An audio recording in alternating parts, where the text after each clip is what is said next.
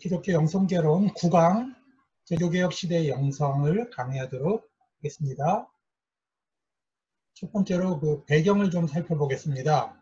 16세기 영성은 프로테스탄트뿐만 아니라 로마 카톨릭 교회 안에서도 굉장히 다양하고 풍요로운 영성들이 등장을 합니다. 그것이 가능했던 것은 이제 인쇄술이 발전하면서 책을 출판할 수 있게 됐어요. 그러면서 어린이들에게 교리 문답서를 찍어서 신앙교육을 할 수 있었고, 또 이제 성인들도 신앙교육을 할 수 있었죠. 그런 것이 바로 이제 소요리 문답, 대요리 문답 이런 것들로 이제 등장을 하게 되는 겁니다. 그 다음에 이제 책이 나오면서 신학교 교육도 굉장히 이제 발전을 하게 되죠. 개신교 영성은 성경 읽기가 굉장히 강조가 됩니다. 그리고 개인 기도를 통해서 자기 양심을 점검하는 것이 영성에서 굉장히 중요한 요소가 됐고, 또 가족의 기도와 교리 교육, 이것이 이제 초창기 기독교 영성에서 굉장히 중요한 영역이었습니다. 성공회는 국가 전체를 이제 하나의 영성 구조로 이제 묶는 과정인데요. 그래서 공동 기도서라고 하는 이제 기도서를 만들어서 이것이 회중 예배, 개인 경건, 그 다음에 가족의 예배, 이 모두를 이제 그 모든 것에 영성을 공급할 수 있는 이 통일된 영성 자료서 공동 기도서를 보급을 했습니다. 그래서 성공의 교인들은 공동 기도서가 이제 굉장히 중요한 영성의 토대가 이제 되고 있습니다. 16세기의 종교개혁은 이제 5가지 종류가 있었는데요. 루터파 종교개혁이 있죠. 그 다음에 개혁파 종교개혁이 있고, 성공회가 있고, 그 다음에 이제 급진, 제세례파 종교개혁이 있고, 그 다음에 이제 로마 카톨릭의 자체 종교개혁, 5가지로 이제 구분해 볼 수가 있는데, 16세기 우리는 이제 루터파와 이제 칼빈파, 루터파와 개혁파를 이제 중심으로 공부를 하겠고요. 또 이제 카톨릭의 이제 16세기 영성운동으로서 이제 굉장히 중요한 인물들이 있는데, 주로 이 스페인 영성이 굉장히 두드러집니다. 그래서 이 칼멜 수도회의 아빌라의 테레사, 그다음에 십자가의 요한, 이 두 사람의 이제 영성을 우리가 이제 공부할 거고요. 그 다음에 예수회에서 이냐시오 로욜라와 그가 쓴 이제 영신수련, 이것에 대해서 이제 같이 좀 살펴보겠습니다. 특히 아빌라의 그 테레사가 쓴 영혼의 성과 그 다음에 영신수련은 이 가톨릭 영성의 새로운 패러다임을 제공을 했습니다. 마틴 루터의 영성을 이해하기 위해서는 젊은 시절, 성숙한 루터 이전에 젊은 시절의 루터의 영성 경험과 복음의 재발견, 이것이 루터의 모든 루터파 영성의 토대를 형성합니다. 그래서 이 루터의 그 영적 고뇌, 이걸 우리가 깊이 이해하지 못하면 사실 루터파 영성을 이해하기가 힘듭니다. 루터는 굉장히 영적으로 민감한 그 소년이었죠. 그래서 이 법학을 공부했고, 아버지는 이제 탄광업을 해서 상당히 이제 그 부를 축적한 사람이에요. 근데 루터는 이 구원의 문제에 대한 확신이 없어가지고 늘 불안해했죠. 이걸 이제 우리가 중세적 불안이라고 불러요. 중세적 불안. 중세는 전염병, 흑사병이 돌았죠. 그 다음에 이제 구원의 문제가 해결되지 않음으로써 오는 어떤 그 우울한 감성들, 그다음에 늘 그 연옥에 갈 수 있다는 그런 불안들, 이런 것들이 이제 중세에 깔려 있었습니다. 그래서 루터는 법을 때려치고 어느 날 그 벼락이 치는 이제 그런 장면을 목격을 하면서 자기가 이제 이렇게 살아서는 안 되겠다 싶어서 모든 걸 때려치고 이제 그 에르푸르트에 있는 어거스틴 수도회로 이제 들어갑니다. 루터는 그런 말을 해요.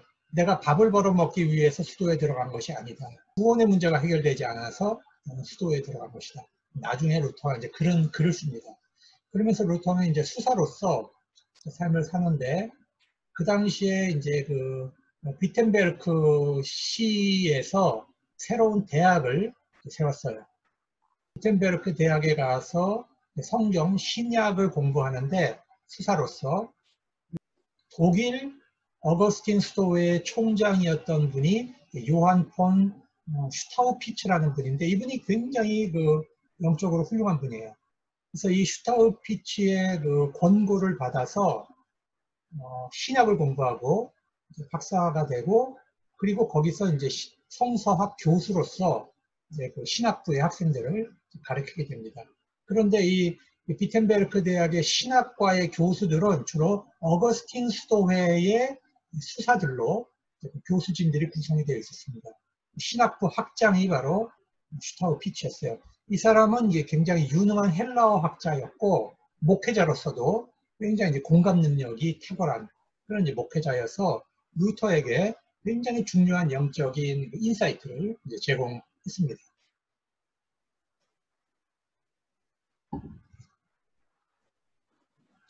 이제 그 루터의 그 내적인 영적 실현에 대해서 한번 살펴보겠습니다. 루터가 어떤 하나님을 어떻게 이해하고 있었는가, 이게 굉장히 중요합니다. 루터가 수도원에 들어가서 수도 생활을 할 때까지, 복음을 재발견하기 전까지 루터가 이해한 하나님은 어떤 하나님인가? 하나님은 의로운 하나님이잖아요. 의로우신 하나님은 모든 그리스도인들에게 하나님의 의를 요구하는 하나님이에요. 하나님이 요구하시는 의로움을 실천하면서 살도록 요구하는 하나님. 또 그 당시에 이제 유명론이라고 하는 이 스콜라주의가 있었는데, 스콜라주의 후기에 가면 유명론이 굉장히 이제 유행을 합니다.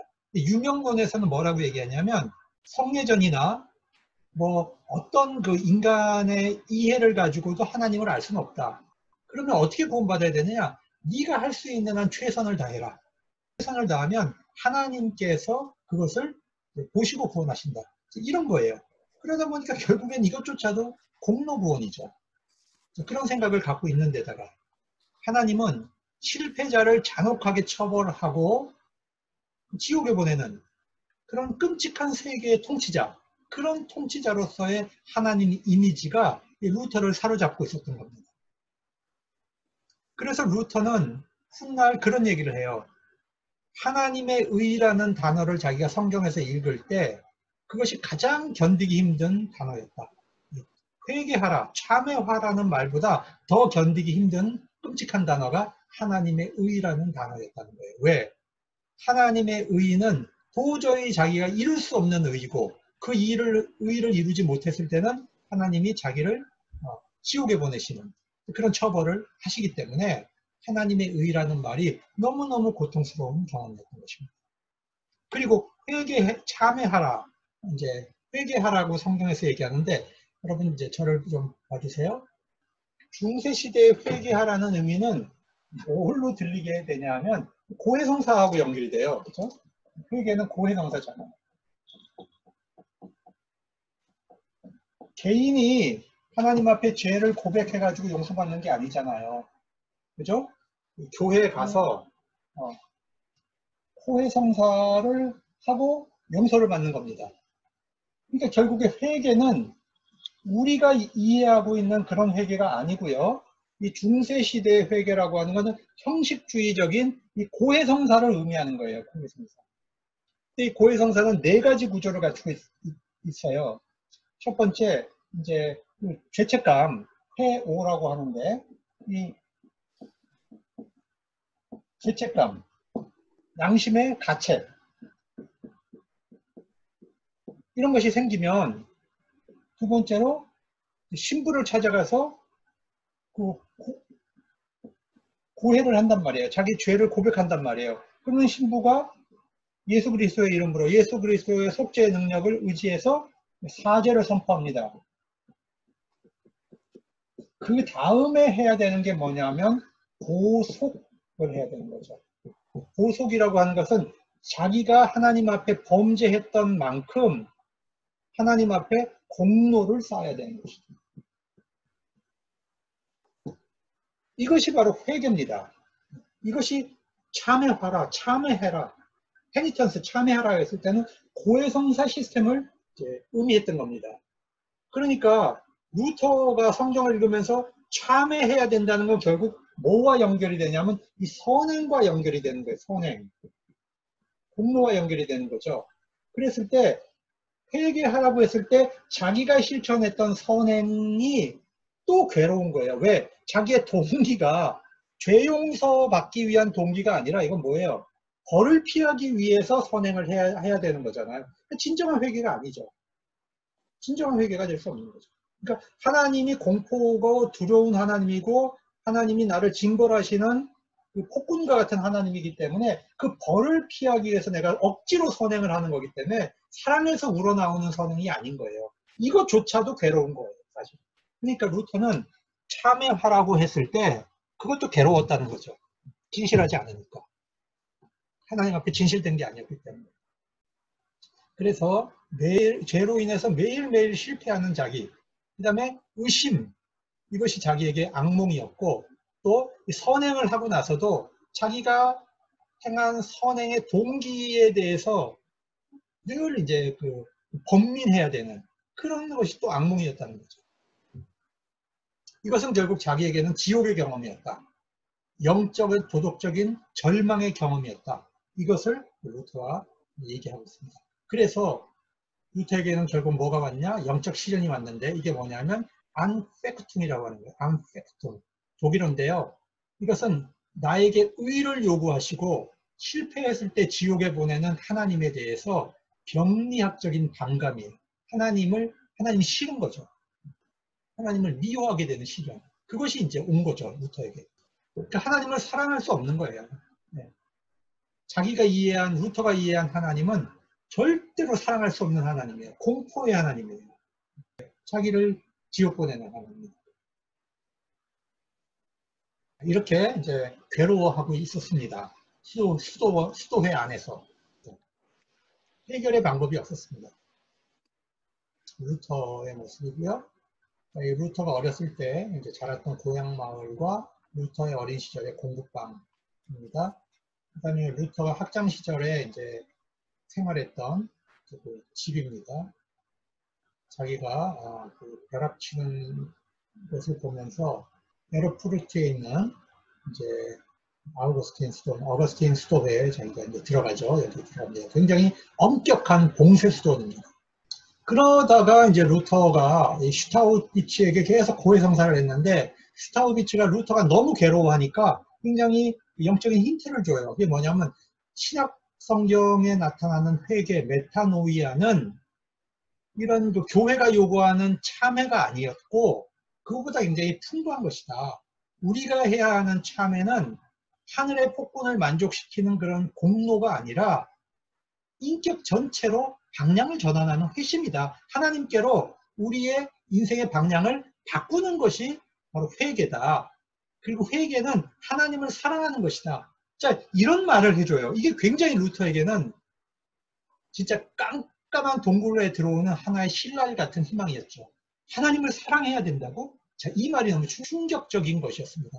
그 다음에 신약 성경이 얘기하고 있는 회개는 중세가 얘기하는 이 고해성사 시스템이 아니라는 걸 알게 된 거죠. 그래서 루터가 성경을 들어갑니다. 성경에 들어가서 성경을 원어로 읽으면서 거기서 복음을 발견하게 돼요. 이걸 이제 우리가 탑의 체험이라고 하는데 이 탑의 체험을 어떤 학자는 이제 1512년에 했다 그러고 어떤 학자는 또 다른 시기에 이야기를 합니다. 그래서 정확하게는 몰라요. 근데 루터는 자기 그 종탑 밑에서 성경을 읽으면서 로마서 1장 18절에 있는 말씀을 읽는 거예요.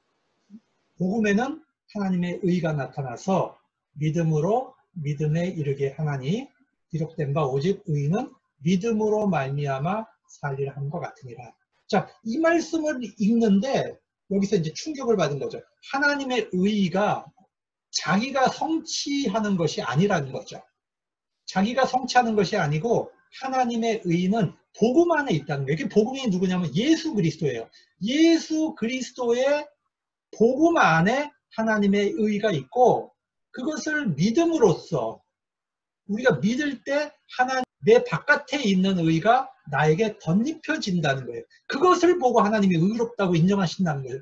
이거는 정말 루터가 여태까지 고민하고 여태까지 해결 못해서 끙끙해오던 것을 일거에 뒤바꿔 놓는 것이었어요. 회개에 대한 개념도 바뀌었고 하나님에 대한 이해도 바뀌었고 또 하나님의 의에 대한 이해도 완전히 바뀐 거예요. 하나님은 공포의 하나님, 저주의 하나님이 아니라 하나님이 은혜로운 하나님이라는 것을 발견하게 된 거죠. 여기서 루터는 복음을 재발견하면서 완전히 새로운 체험을 하게 되는 거죠. 하나님의 의는 인간이 능동적으로 실천해서 얻어지는 의가 아니고 우리 바깥에 있는 의, 우리하고 아무 관계가 없는 의. 그런데 수동적으로 하나님께서 우리에게 덧입혀 주시는 은혜라고 하는 것을 루터가 발견하면서 자, 저주와 공포의 속박에서 해방을 맛보게 되죠. 그리고 공로주의 구원론과 율법적 거룩성에서부터 자유함을 얻게 됩니다. 이것이 루터의 복음 체험이었습니다. 우리가 이 루터의 복음 체험을 이해하고 복음 체험을 하기 전에 루터가 겪었던 영적인 고뇌를 이해해야만 우리가 이 루터의 종교개혁 영성을 이해할 수 있게 되는 것입니다. 그때 1917년에 루터가 살고 있는 마을에 캐첼이라고 하는 수도사가 이 면벌부를 우리가 면죄부라고 하지만 면죄부는 바른 표현이 아니고 사실 면벌부입니다. 죄를 사면해 주는 게 아니라 벌을 사면해 주는 거예요. 이 면벌부를 판매하고 다니는 캠페인을 하는 것을 보게 됩니다. 이때 루터는 만약에 돈으로 면벌부를 사서 죄의 문제를 해결할 수 있다면 그러면 내가 이해한 회개는 뭔가? 내가 성서에서 만났던 하나님을 만나게 했던 이 회개는 도대체 뭔가? 이게 완전히 여기서 배치되는 거죠. 중세 가톨릭 교회가 면벌부를 팔아서 구원의 문제, 연옥에 있는 영혼이 하늘로 올라갈 수 있다라고 이제 했는데, 그러면 루터가 성경에서 발견한 복음, 성경에서 발견한 회개, 성경에서 발견한 하나님의 의와는 완전히 정반대 그 주장을 지금 하는 것이죠. 그래서 루터는 95개 조항에 논박을 써서 붙인 거예요. 이때까지만 해도 루터는 이것이 사건이 되리라고 하는 것은 전혀 예상치 못했어요. 루터는 가톨릭 교회를 뒤집어 엎을 생각도 없었고 종교개혁을 하고 싶은 생각도 전혀 하지 않았어요. 루터는 이거는 신학적으로 문제가 있지 않는가, 이러면 회개가 안 되는데, 이렇게 해서 면벌부 논박을 시작한 겁니다. 이때부터 가톨릭의 공로구원론과 회개를 위협하는 그 신학과 투쟁을 하게 되는 거죠. 이 그림은 캐첼이, 말 타는 사람 머리에 이렇게 수건 쓴 사람, 저 사람이 이제 캐첼입니다. 수도사입니다. 캐첼이 이제 다니면서 이 면벌부를 선전하거든요. 이거를 구입하는 순간 연옥에서 불타고 있는 여러분의 아버지, 어머니, 여러분의 미래 세대까지의 그 영혼이 하늘로 올라간다. 이렇게. 이게 이제 면벌부의 모습입니다. 당시. 자, 이분이 루터에게 영적인 어떤 그 희망을 줬던 슈타우피치라고 하는 어거스틴 수도의 총장, 독일 어거스틴 수도의 총장. 루터가 살았던 비텐베르크시고요. 이게 이제 원래는 이제 지금은 통일됐지만 옛날에 동독에 속했습니다. 동독.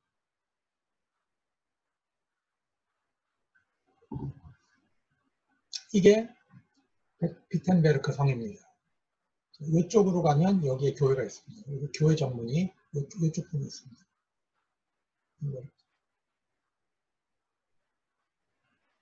제가 여기 앉아서 커피를 즐겼죠.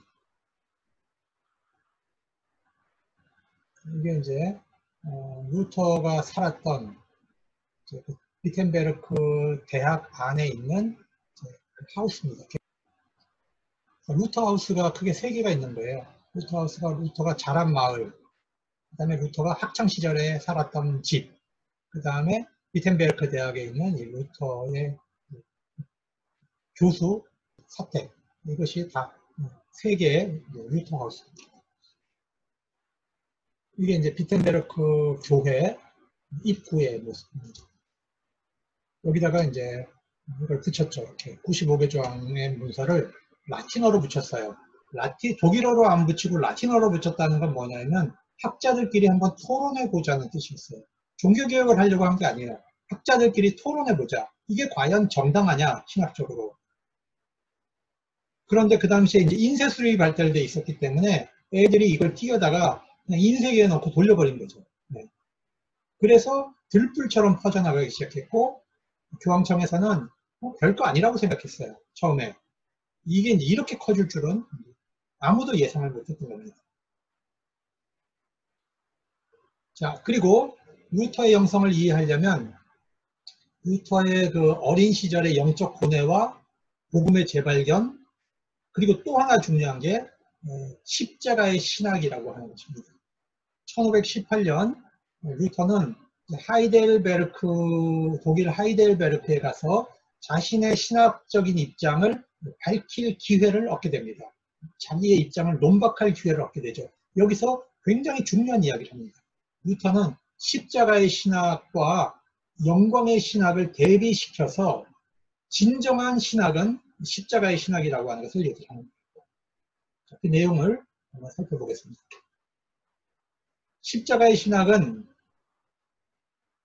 예수 그리스도의 고난과 십자가를 통해 눈으로 볼 수 있게 보여주신 하나님의 모습을 보는 사람, 그 사람이 신학자다. 그 사람이 신학자로 불리울 자격이 있는 것이다. 즉, 신학은 하나님께서 예수 그리스도의 십자가를 통하여 보여주시는 하나님의 참모습, 하나님의 모습을 보는 자가 바로 신학자다. 영광의 신학은 뭐냐? 그리스도를 모르는 사람은 누구든지 고난 속에 감추어진 하나님을 알 수가 없다. 그렇기 때문에 고난보다는 업적, 개인이나 교회나 인간이 이루어 놓은 업적을 찬양하고, 십자가보다는 영광을 좋아하고, 약함보다는 강함을 좋아하고, 어리석음보다 지혜를 좋아합니다. 하나님의 어리석고 하나님의 약한 것이 사람의 지혜와 사람의 강함보다 강하다. 이제 사도가 우리 한 얘기잖아요. 그죠? 이제 루터가 그걸 가지고 얘기하는 거죠. 하나님의 어리석음을 싫어하고 인간의 지혜를 좋아한다는 거예요. 영광의 신학은. 그들은 업적에 따른 영광을 사랑하는 사람이다. 이렇게 이제 표현합니다. 자, 영광의 신학은 결국 뭐냐? 하나님의 숨겨져 있는 것을, 하나님께서 숨겨놓은 것을 이성과 경험을 통해서 찾아내려고 하고, 공로주의로 구원받는다고 얘기하는 이 후기 스콜라주의가 바로 루터는 영광의 신학이라고 비판을 하는 것입니다. 하나님은 우리에게 예수 그리스도의 고난과 십자가를 통해서 분명히 보여주셨다는 거예요. 역사 속에. 그거를 보려고 하지 않고 이성과 합리주의와 경험을 통해서 보이지 않는 하나님을 찾아내겠다고 하는 여러 가지 신학적 작업들, 이건 다 쓸데없는 작업이죠. 하나님께서는 인간이 가지고 있는 합리성과 사색은 결국 진리를 왜곡하기 때문에 하나님은 비합리적인 방법으로, 사람이 볼 때 어리석고 이상한 방법으로 십자가를 통해서 우리에게 구원을 보내주셨다는 것이죠. 그래서 하나님의 하나님의 이상한 일을, 십자가 안에서 이루어진 일을 받아들여야지, 인간의 합리주의와 이성으로 하나님을 찾는 것은, 거기는 잘못된 신학이라고 하는 것입니다. 하나님은 예수의 십자가에서 우리를 만나주시고, 그것을 통해서 우리가 하나님에 대해서 가지고 있었던 모든 이미지를 박살내시는 하나님입니다. 그래서 하나님은 어떤 의미에서 부정의 신학자죠. 하나님은 인간으로서는 도저히 알 수 없는 그런 하나님이죠. 루터는 십자가의 신학을 말함을 통해서 가톨릭주의에서 완전히 벗어날 수 있게 된 것입니다. 자, 우리가 이 십자가의 신학을 이제 통해서 루터의 이제 영성을 이제 알 수 있는데, 루터의 영성은 상승 모델을 반대하는 거예요. 예를 들면 이제 모세가 시내산에 상승해서 올라가는 그런 영성. 정화, 조명, 연합으로 가는 3단계 상승 모델. 수도원 안에서 하나님과 연합을 준비하는 그런 모델. 이런 걸 루터는 다 거부하는 거죠. 그리고 중세에서 소명 그러면 영적으로 준비해서 하나님과 더 높은 단계로 가는 것을 소명이라고 여겼어요. 그래서 소명 그러면 주로 어떤 사람이에요? 수도사, 사제들. 이런 사람들이 소명이라고 생각한 거죠. 근데 루터는 그렇게 이해하지 않는 겁니다. 루터는 모든 그리스도인들, 하나님의 은혜를 받고 사랑으로 살아가는 모든 성도들은 소명이 있다. 소명을 받았다고 얘기를 하는 거예요. 그리고 세속적인 봉사는 구원을 위해서 쌓아가는 공로가 아니고 세속적인 봉사는 거룩한 삶을 사는 것이다.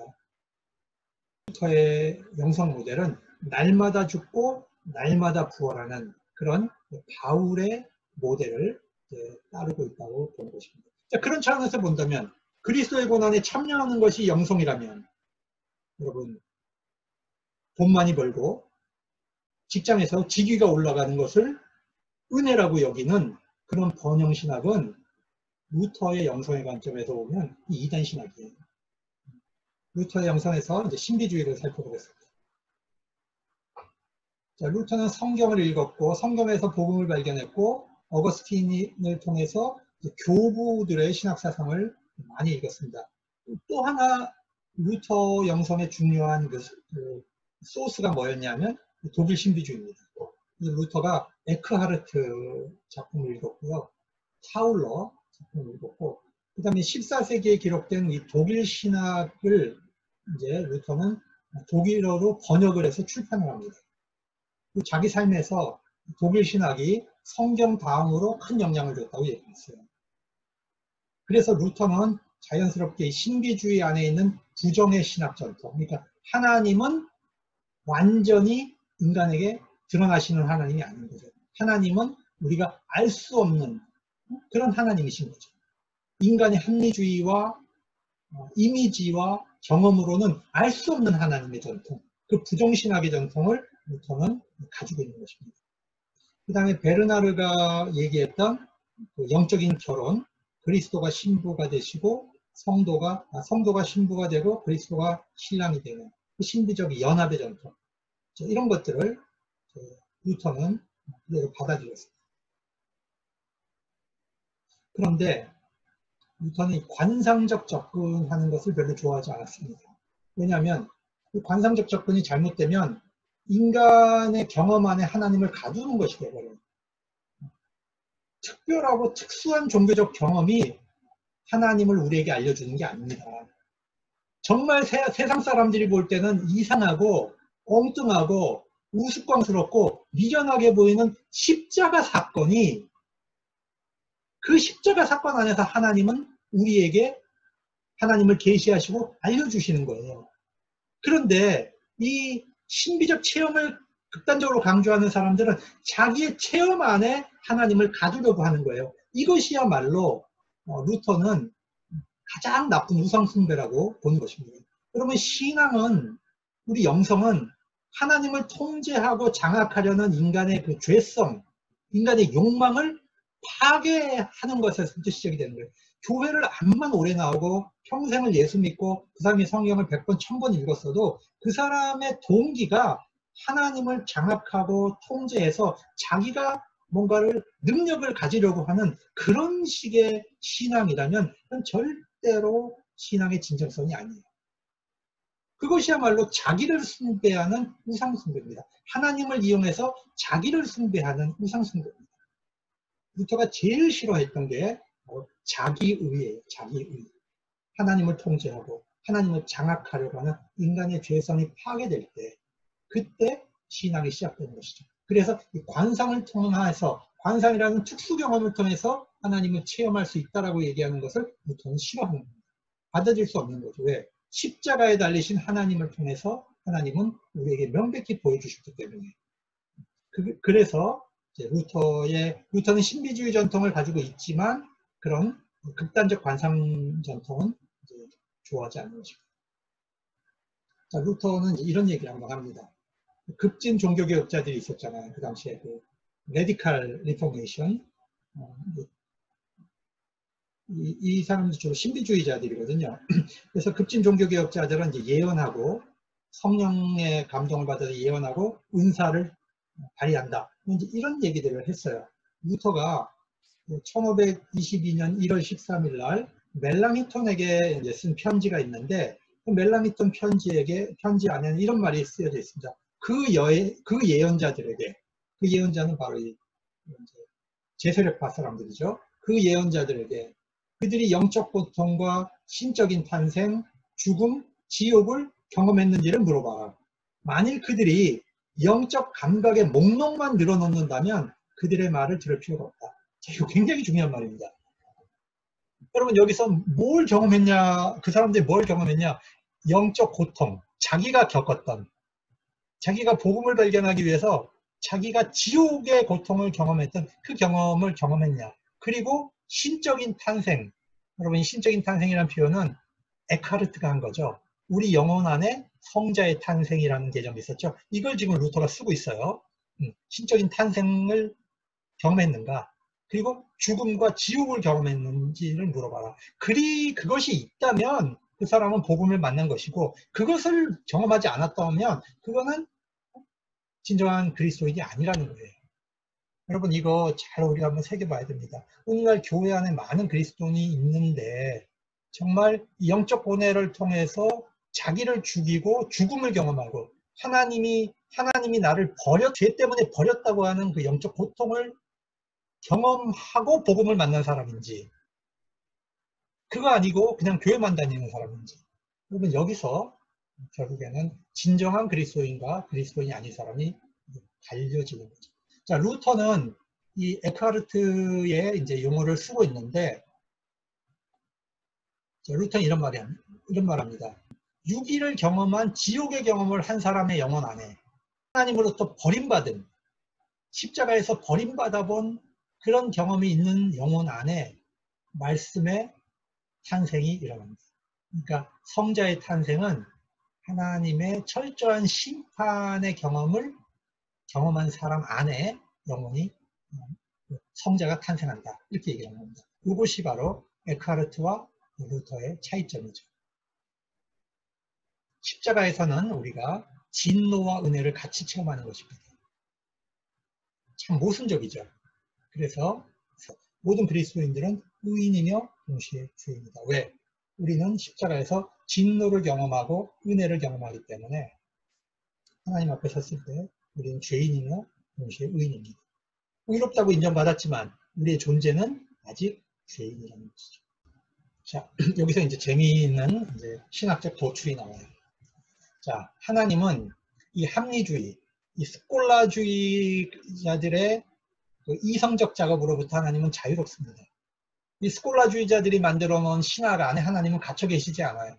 또 신비가들이 자기가 그 주관적 체험으로 만든 그 투사, 거기에 하나님은 갇혀 있지 않아요.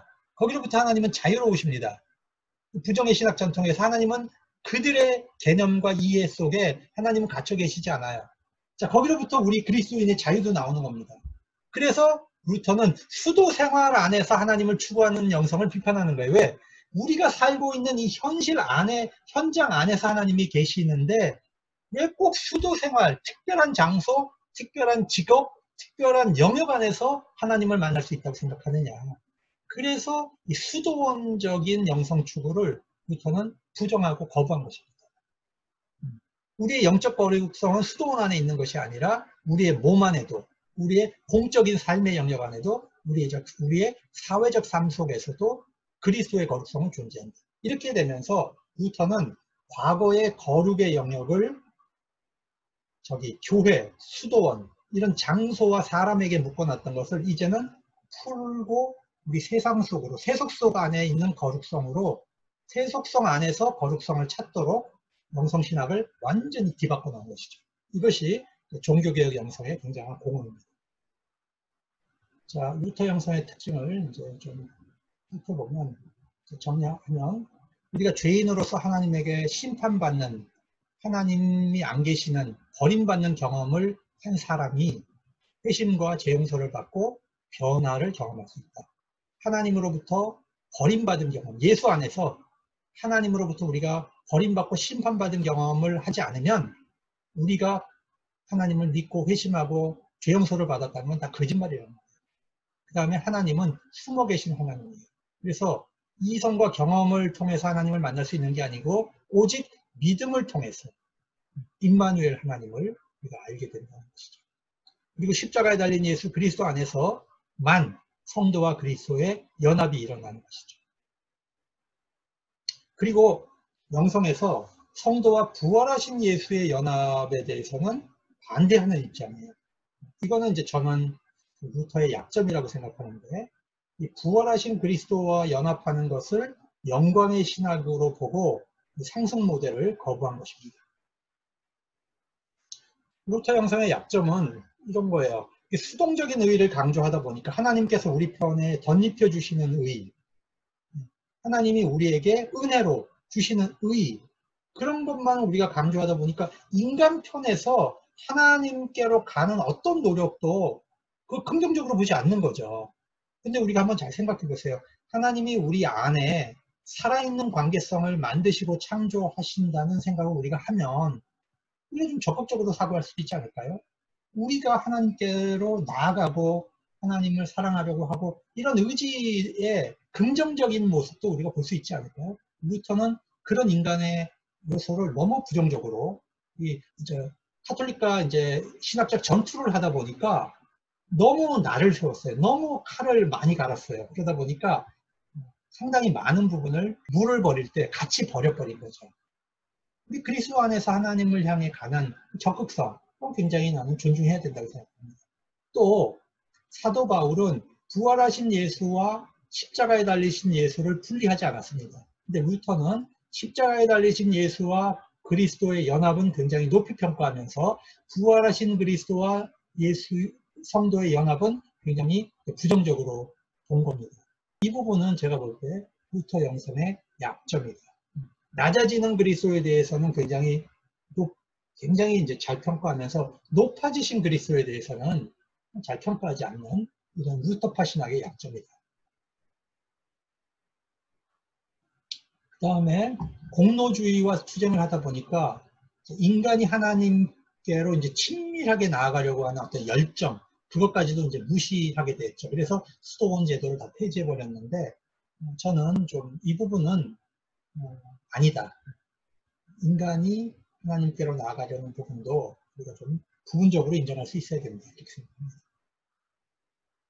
자, 루터교의 영성은 공로는 구원의 조건이 아니죠. 전혀 공로적 의의는 신앙적으로 볼 때는 가장 큰 죄고 위험입니다. 자기의를 세우는 것, 이게 가장 큰 죄악입니다. 그렇다면 우리의 행위는 어떤 관계에 있어야 됩니까? 믿음과 행위는 어떤 관계에 있어야 됩니까? 우리가 믿으면 행위는 없애도 되는 겁니까? 우리가 그러면 구원파가 되잖아요. 그래서 루터가 생각하는 것은 우리의 행위는 하나님이 기뻐하시는 이웃을 섬기는 것으로 나타나야 됩니다. 하나님 앞에 구원받고 잘 보이는 것이 아니고 이웃을 섬김을 때 우리의 공로는 우리의 행위가 이웃을 섬김으로 나타날 때 하나님이 그것을 기뻐하신다. 이렇게 이해한 겁니다. 그래서 공로는 섬김이다. 이렇게 본 거죠. 그 다음에 인간이 가장 투쟁해야 될 것은 밖에 있지 않고 자기 안에 있어요. 자기 의의가 나타나고 자기 형상이 투사되는 모든 행위는 우상숭배입니다. 그래서 루터는 결국에는 이제 자기 부정하는 영성, 자기와 싸우는 영성을 강력하게 얘기하는 것입니다. 인간의 가장 큰 죄악은 교만이죠. 교만은 결국 자기의죠. 우리가 육적으로 짓는 죄, 마음으로 짓는 죄, 그것은 훨씬 더 교만보다 밑에 있는 죄입니다. 우리가 육체적으로 탐욕이나 성욕이나 뭐 이런 걸로 짓는 죄는 우리가 또 쉽게 극복할 수 있어요. 기도를 통해서. 우리가 내면에 있는 죄도 어렵지만 우리가 극복할 수 있어요. 제일 극복하기 어려운 게 뭐냐면 자기의, 교묘하게 숨어있는 죄의 본성은 자기 의입니다. 루터파는 이제 말씀 중심의 영성을 강조했죠. 믿음은 저장되는 게 아닙니다. 우리가 믿음이 있다고 해서 이거 저장할 수 없어요. 어떻게 해야 되냐? 믿음은 날마다 새롭게 창조되어야 됩니다. 루터가 볼 때. 그래서 믿음을 새롭게 창조하기 위해서 날마다 말씀을 들어야 되는 거죠. 그래서 공동 예배 안에서 그러니까 말씀과 성례를 통해서 복음을 늘상 들어야 우리의 믿음이 유지되고 살아가는 것이지, 한 번 있었던 믿음이 계속 저장되어서 보관되는 것이 아니라는 것입니다. 그 다음에 성도는 세례를 통해서 그리스도에게 연합되어야 된다. 성도의 공동체, 그래서 교회 공동체 안에서 말씀과 세례 상만찬, 굉장히 중요하죠. 그리고 루터파 영성에서는 찬양이 중요해요. 찬양. 루터는 굉장한 음악가였습니다. 그래서 내주는 가항한 소홍의, 그 이제 루터가 작사한 것이잖아요. 루터는 일반 세속 음악에서 쓰는 것이라고 해도 그것을 찬송가, 하나님을 찬양하는 곳에 사용될 수 있다면 얼마든지 찬양했습니다. 그런데 튜빙글리는 음악 자체를 굉장히 부정적으로 봤어요. 그래서 튜빙글리는 굉장한 그 오르간 연주자였거든요, 초창기에. 근데 이 사람이 종교개혁에 이제 시작을 하면서 오르간을 벽장에 넣고 발라버렸어요, 교회 안에서. 그 카톨릭이 사용했던 음악에 대해서 굉장히 부정적인 이제 그런 태도를 보인 건 튜빙글리입니다.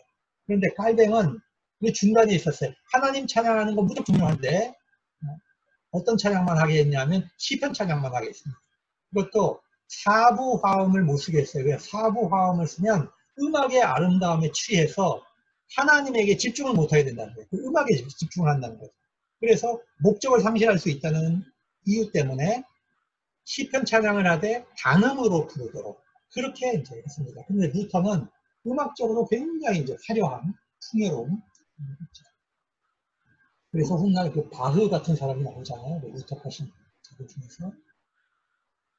그 다음에 루터파에서 옛날에 경건주의가 나올 때 경건주의가 굉장히 아름다운 찬양들을 많이 만들잖아요. 그렇죠?